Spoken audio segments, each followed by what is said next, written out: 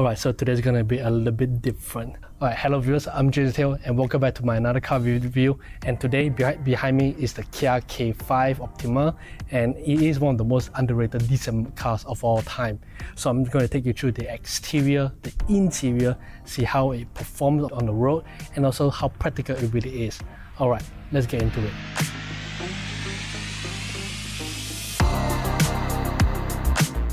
Okay, let's start off this review with the rear design of the car, because I think one of the most beautiful part of the car. You do have an LED tail light over here, which is much more better looking than the pre-facelift model. You do have a fake diffuser at the rear, but I think it does look very, very cool. And you do have a real exhaust, as you can tell. Look at that. Let me zoom that. It is real. Very nice. So overall, I think the rear design looks very, very clean, very smart looking, and yeah, nothing too much to complain. So moving on to the side of the car, yeah, it looks phenomenally very, very nice. It is a D-segment car, so it does look very, very long. I really like the rear light coupe design of it, but it's not a coupe, it's a sedan. You do have 18-inch standard alloy wheel. Looks very, very good. You don't have a side skirt on it, but I don't think this car really needs a side skirt. It looks very, very good on its own. I mean, you do have a fake grille on it, but I mean, whatever. And you do have this very nice detail on the side mirror here to improve airflow, which is very, very nice. So let's move on to the front of the car. Yeah, the front of the car looks very, very nice. Full on LED, and it has this inspired checkered flag over here as a fog lamp. Very, very nice. Black diamond grille, very cool looking. Also, I really like this color, like a beige gold color looking. Really, really nice detail on it. So overall, I think this exterior design looks very, very nice. Let me know in the comments down below what do you guys think about the design. So the interior design of this Kia K5 Optima, it's really, really good. I just wanted you guys to see this interior design for a moment. Okay, saw it? Alright, so the interior design of this car is really, really good. I love the center console is angled towards you just a little bit, so it feels a bit sporty. And the steering wheel, it feels very, very nice. It has this leather steering wrap around it, and I love this flat bottom steering wheel. But not just only that I like about this steering wheel, it's the drive mode. If you just press a button of this drive mode over here, you can change from standard to eco and sport mode right at your fingertips, like you see on the latest Mercedes AMGs, which is very, very nice. I love it. Build quality wise, even though it's a 2015-year-old model, it still feels very, very modern, like a 2021-year-old model. And the front dash feels very nice. It has a soft touch material. The door panel feels very nice, very solid. It does feel a bit squishy at the bottom over here, but you're not going to touch that every single time, right? The center console, yeah, it feels solid. It doesn't wiggle around it. So overall, build quality and design wise is really, really good on this Kia K5. Another thing I want to talk about is the seat. Like, this seat is really, really comfortable. Yes, it has an 8-way adjustable with 8 lumbar support only for the driver. You can adjust the seat as high as you want if you're really short. You can adjust the front of the if you are really have a long thigh. You know, good adjustment if you're tall as well. Really, really good. But one thing I also like about this seat is that this headrest is like just a little bit angles towards you, just like a curvature, which you don't really get to see a lot of cars that does have it. So it's a really nice special feature on it. And also I love about this car is that you do have heated and cooling seat as well. And then you might be thinking, but Jason, we're in Malaysia, you don't need heated seat or cooling seat. We are in a very hot and humid kind of country. Well, if you do bring along with your girlfriend along with you, and you're going to Genting Highland or Cameron Highland and it's getting very cold, and your girlfriend be like, baby, I'm cold, and you'll be like, don't worry baby, I got you. So you just press the button right over here to put the heated seat, and you'll be like, baby, you're hot. Storage wise, it's pretty good. You have 2 cup holders over here. You have a big storage over here that you can put a big jacket, like you can see here. Just gonna put it at the back, whatever. The door bins over here, not very much you can put. You can put a 500 M bottle over here, but other than that, it's nothing too much to complain. The glove pouch wise, it's pretty average, which is nice. Okay, you can put all your COVID mask around that. Oh, lastly, I just want to mention that this car has the Infinity speaker, which is under by Hummer Carden, which sounds fantastic in this D-segment car. You don't even get this kind of premium audio quality on the Toyota Camry. So overall, yeah, the interior design feels and build quality feels very, very good. So let's go into the rear. So in the back of this Kia K5, it's really, really comfortable for the passenger in the rear. As you can see, even though I sit up dead straight, I just do have a little bit amount of headroom left, but it's nothing too bad, even though I have this beautiful panoramic sunroof which does eat into the headspace just a little bit, but it's nothing too bad. And if you're someone that's taller than me at 181 centimeters taller, you do find the rear is much more struggling in the headroom, but you do have a lot of legroom as you can see here, so you can just slouch just a little bit so you can get away with the headroom over here. Very solid build quality in the rear as well. You do have a rear armrest with 2 cup holders, which is fine. You do have a rear aircon, but you don't have a USB charge, so that your kids run out of battery of their phone, they can't charge it.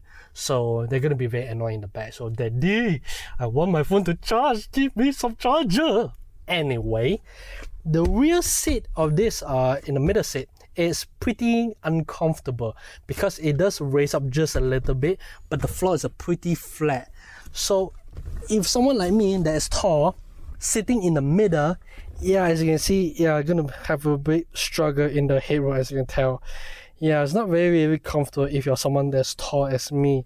Maybe kids can sit in the middle, yes, but tall adults like me, nah, you're not gonna be very, very comfortable. But overall, the rear of this car feels very, very comfortable. Build quality, superb, and the legroom as well, very, very good. So this Kia K5 Optima, it has a 505 liter boot capacity. So yeah, nothing too much to say. It's 505 liter. It has plenty of space to put your luggage over here. But I think I need to do the traditional boot capacity example, which is putting myself inside a boot space. I don't know why I agree something like that, but okay, whatever. So, oh my god, bear with me everyone. I'm gonna put myself inside this. A few moments later. It has a lot of room, I gotta be honest with, lots of room in the rear of here. So yeah, I hope you enjoy that. So if you excuse me, I need to close this boot. Okay, sayonara.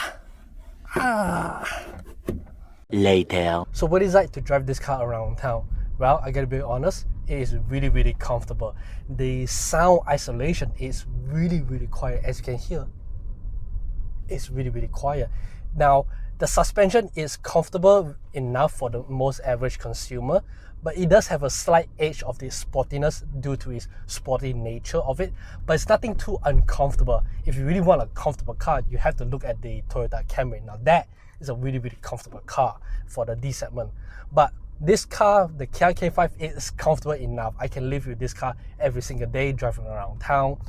And visibility wise, this car is relatively big, so the hood in front of it is pretty long and low. I can't see all corners in front of it, but it's okay. It does have front parking sensor. View at the back is pretty good. It has a large view, mirror in the back. The side is pretty good, little to none blind spot at the side of the pillar over here. So overall, visibility wise, it's pretty good. This seat, I mean, I did just mention earlier that this seat is really comfortable. Like the moment you drive this car and this seat, and especially the headrest that is curved around you, yeah, it is really comfortable. Like I can really relax driving around this car and just single hand turning the steering wheel. And yeah, the steering wheel is pretty light as well, so nothing to complain about that. So yeah, this car is the life now. Driving this Kia K5 on the highway, it still feels very comfortable as well. In speed, you do feel a little bit much more firmer on the suspension. You can feel the suspension is a bit jolty around the highway that we have in Malaysia. But Other than that, it still feels very, very comfortable. You do feel the road noise just a little bit much more on speed, but other than that, it's still a very quiet cabin. This engine is a 2-liter 4-cylinder natural aspirator with 166 horsepower and 198 Newton meters of torque. It drives the front wheel only by a 6-speed automatic gearbox. So I'm going to put into sport mode and let's see how it goes. The acceleration wise is a much more smoother acceleration, as you can tell. Wow, very, very fast car, but it's a much more smooth rather than a brutal acceleration. And going through bends right over here, it's a very, very stable car. Very little body roll. It holds itself. It's very, very sporty, and the steering is a much more firmer. When coming into sporty in the sport mode over here, it's a much more harder itself. So you can feel very, very confident in this car when you're driving in the bends. But you don't want to drive this car into sport mode, so you can just turn off the manual shifting, put it into normal gear. This car, what it should be, is driving a very relaxing, comfortable, long distance trip, and this car delivered it. And open the sunroof over here and look at that beautiful panoramic sunroof. You don't get that on the Toyota Camry or even the Honda Accord. So yeah, this car, man, I really love this car.